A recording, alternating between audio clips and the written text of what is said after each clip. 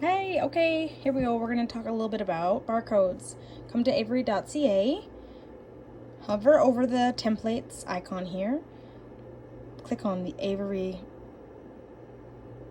Design and Print. If you have your labels already, you can input that number here, or you can grab some labels. These are the ones I like to use for barcodes, the addressing and shipping labels. They're very small. Let me just see which ones. So you can kind of scroll down. Hopefully you have this one here. It's a 1/2 inch by 1 3/4 of an inch return address label. These ones are great for barcoding. All right, and just click on the white one. And then from here, you can generate your barcode on this side. You can see QR or barcodes. Add a QR/barcode, enter manually. And here's where you would put so you can click on code 128. Also code 39 works as well. Let's just stick with code 128. And the alphanumeric, this is your SQU. It should be 5 digits or less. 5 digits or less. You can choose either just numbers or letters together, whatever you like, but I like to kind of stick with something is like my business. So my business is Crystal Cavalier, and so I'll use a CC. You can then use a $sign and a dollar amount.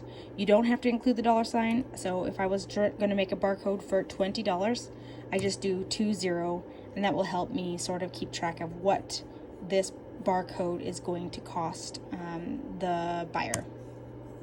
Okay, so there I can go down and click. This is what it's going to look like. Update the preview. That's what my barcode's going to look like. I can finish it. I can have it edit all or edit one, so it just automatically goes on every single one. And then here you can change it. You can elongate it. You want to stay within the red lines so as not to cut anything off. See how it's going out of the line there? That's not going to, I mean, it could work. You could potentially cut off any amount of the height, but you want to keep every single line on there. That's important. So you want to stay sort of within the red lines for everything you want to be able to see. I'm just trying to do this with one hand here, so it might be a little. Okay, so that's the safety area. All right, and then with this you can actually alter it a little bit. You can do your bar height here, you can change your code width here. It should be at least 0.6, so this one right here is of an inch. 0.931, oh sorry, I'm looking over here. 0.931 of an inch is the size of it currently, and that works just fine.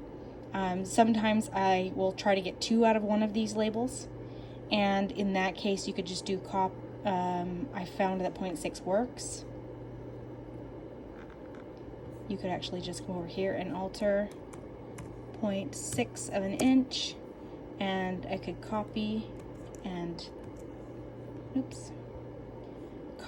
paste a second one if you wanted to do 2 on this side, but it's not necessary. Anyways, that's the gist of it. That's created a barcode. You want to do a different barcode. If you're going to have an item for $20, do that. If you're going to have an item for $25, and you want to make sure this is unique to you. So if your business is, I can't remember, sorry, then just do a couple of letters to help categorize it to you. You want it to be unique. So if there's another vendor that has the same CC 20, it's not going to be unique to the vendor. Do you know what I mean? So we want to make sure it's unique. You can run that by me, make sure what you're going to be using is appropriate, and then we will generate. So if you need multiple barcodes, you can make that. If you want to do just one for your business, so that whenever it gets scanned, it leaves an open dollar amount. You can scan the code and it will open it, and a person has to then input the dollar amount. And that works really well if you're not interested in doing an inventory with your barcodes.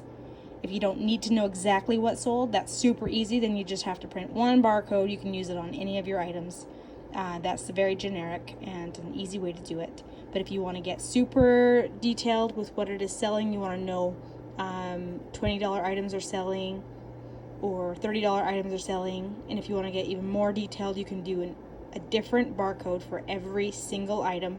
That would take a bit more time on this end, but also on the inputting data into the system end, because we can scan this code for the first time and it will say item not found, so we will have to create an item and put in the details there. So if you have 100 items and every single barcode is different, it's going to take us quite some time to input 100 items with different codes and different informations, but not impossible. So just keep that in mind.